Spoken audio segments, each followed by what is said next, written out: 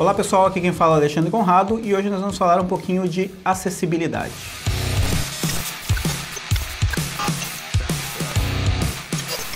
A nossa conversa de hoje foi inspirada num artigo enviado pela Luisa Gatti, onde ela fala sobre como ampliar o alcance do seu site. Então o título é Como aumentar o alcance do seu site, um guia de acessibilidade, né? Eu vou deixar o link aqui na descrição, mas que eu queria começar, o jeito que eu queria começar essa conversa aqui é que dentro desse título a gente tem duas palavras-chave muito importantes, né? Que é alcance e acessibilidade. Essas duas palavras-chave nos dão uma pista, né? Nos mostram como a gente deve abordar a questão da acessibilidade, qual é a sua importância, né? A importância da acessibilidade para um site, assim, para um aplicativo, que é justamente o escopo da nossa conversa aqui, ela reside no alcance, né? Ou seja, quanto mais pessoas você vai conseguir atender com a sua solução, né? Então, a Luisa, ela traz aqui algumas dicas, né, de como você deve abordar o desenvolvimento e também a criação do seu site ou aplicativo, ou seja lá o que você estiver desenvolvendo, para que mais e mais pessoas tenham acesso a essa aplicação e você possa incluí-las aqui. Então ela traz alguns dados interessantes aqui, né? Ela traz alguns dados da Organização Mundial da Saúde de 2011 e do censo de 2010, onde ela fala que pelo menos 15% da população tem algum tipo de deficiência, né? E uma a cada 7 pessoas se enquadra nessa estatística, né? Então, é um dado bastante importante, se pelo menos 15% é uma parcela bem significativa assim, da população que precisa ser pensada de uma maneira mais inclusiva assim, e a acessibilidade serviria para isso. Ela traz alguns exemplos também no decorrer do texto, assim, alguns exemplos sobre como o Google, né, que é uma das grandes potências aí da internet, como ele está trazendo alguns subterfúgios para que a gente possa se incluir mais pessoas, né, nesses aplicativos, né? Então, ela fala um pouco do Live Caption, né, que é uma iniciativa do Google para legendar todo tipo de mídia dentro do dispositivo móvel, né, e também dos dispositivos de desktop. Ela fala também sobre o Live Relay, que nada mais é do que a conversão de mídia em texto, né? Então, é uma solução do Google que faz isso. Então, para as pessoas que têm dificuldade auditiva, é muito importante, né? Um projeto bem relevante. E ela fala também um pouco do Live Describe, né? Que é uma solução onde, lendo um texto, ele descreve aquele texto, ou vendo uma imagem, ele descreve também aquela imagem para quem está acessando aquela solução, né? Então, são algumas iniciativas do Google que ela fala, dessas aplicações dentro dos dispositivos da Google, né? E ela também traz também alguns projetos que estão em andamento dentro do Google lá. Um deles é o Project Diva, né? Que ele faz? Ele permite o acesso de pessoas com algum tipo de deficiência, seja ela motora ou até de fala, ao Google Assistente, né? Então, através de alguns botões de comando, você consegue acessar o Google Assistente. Outro projeto que ela também marca aqui é o projeto Euphoria, né? Que é um projeto bem interessante, né? O interpretador consegue, através de alguns inputs de vocais de pessoas com deficiência na fala, ele consegue identificar aqueles inputs e sugerir comandos para que ela consiga ter essa interface com o celular, né? Essas são algumas das iniciativas que ela coloca no texto, né? E além disso, ela fala uma parte bem importante, que aí é justamente a parte da mão na massa, assim, o que a gente poderia fazer, como a gente poderia pensar os nossos dispositivos para que eles fossem mais acessíveis, né? Então, ela dá algumas dicas, assim, eu peguei algumas principais aqui para comentar com vocês. Então, uma das coisas que ela coloca no texto é sobre ter a possibilidade de aumentar o tamanho da fonte, né, para pessoas que não têm uma visão muito privilegiada, assim, uma visão muito boa, elas possam ter acesso à leitura.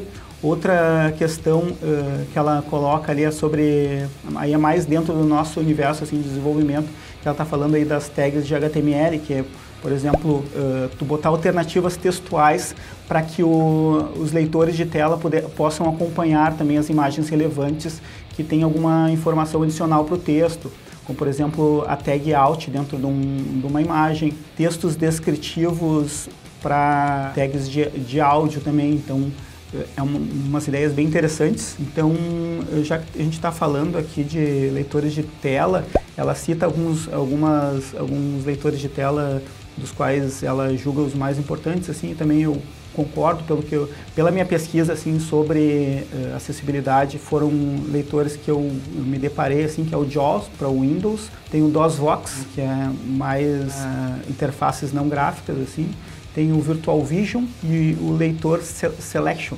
Além desses, ela coloca também o link aqui de umas ferramentas online bem interessantes, o Web Accessibility, né, e o Cintia 6, né, que são dois, na verdade, são dois verificadores, né, você coloca a URL do seu site e ele te dá sugestões de como você pode melhorar o seu site.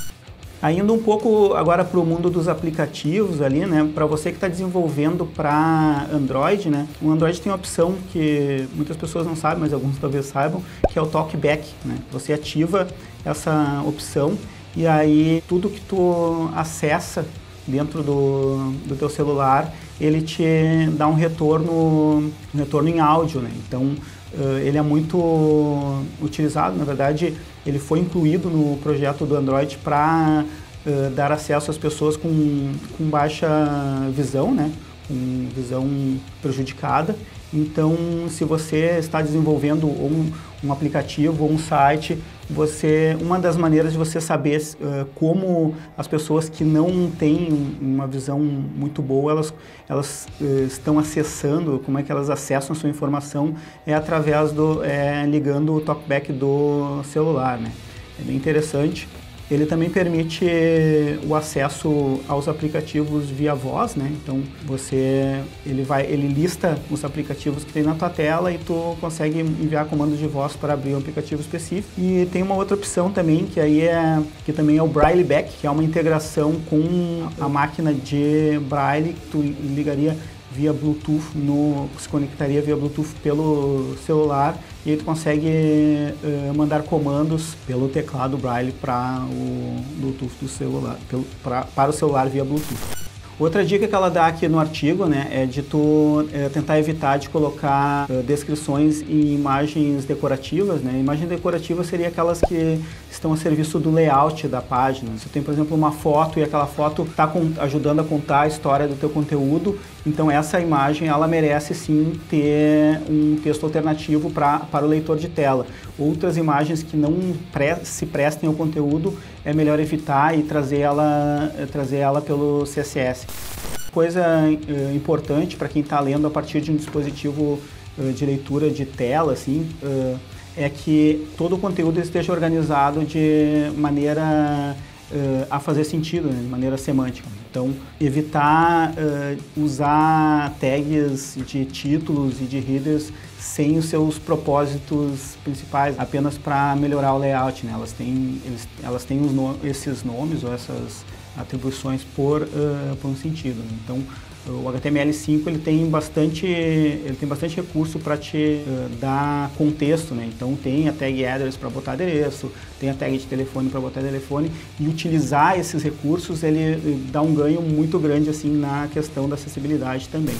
Tem uma coisa que ela não aborda aqui no texto e até eu fiquei surpreso ao ver que não é abordado, assim, que é as tags area, né? Na verdade, os atributos area do HTML, que é o Accessive Rich Internet Application, que são atributos que visam melhorar, né, o contexto dos HTMLs escritos, das tags HTMLs, né? Ela não fala isso no texto aqui, não entendi por que não é falado, mas nada mais é do que um conjunto de atributos que foram desenvolvidos para dar mais contexto às tags de HTML.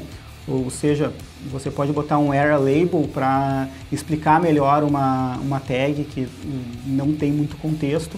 Isso também é lido pelos leitores de tela e também ajuda bastante na acessibilidade. Mas aí, para finalizar ali o texto, né, ela dá algumas dicas para que a gente possa verificar, né, além de utilizar esses recursos que eu já citei aqui, esses sites onde você pode colocar a sua URL e verificar que nível de acessibilidade ele está proporcionando, e ela dá aqui algumas dicas de como você saber se o teu site é acessível ou o que você precisa melhorar nesse sentido no teu site. Então ela propõe alguns questionamentos aqui. Ela pergunta, por exemplo, meu site ele tá funcionando tanto em dispositivos móveis quanto em dispositivos desktop. É um fator de inclusão também e de acessibilidade. Eu consigo ampliar os textos do meu site, o texto do meu site está num tamanho bom para que pessoas que têm uma visão não muito boa, eles consigam ler de maneira confortável o texto do site. Eu testei ele nos leitores de tela, testei ele nos linters de acessibilidade. As imagens, elas têm um contexto, elas têm um texto descritivo também para aqueles que não conseguem acessar as imagens de maneira visual. Então, essas e outras coisas, né, e outros itens, ela coloca aqui como provocação. É um texto bem interessante de ler, agora falando um pouco do texto em si, assim, porque ela traz essas informações também da Organização Mundial da Saúde, ela coloca alguns questionamentos, assim, e ele como o próprio nome diz, né, um guia para te saber se tu tá fazendo um site acessível ou não. Eu vou deixar o link aqui na descrição, então se vocês quiserem conferir, é só clicar aqui no link.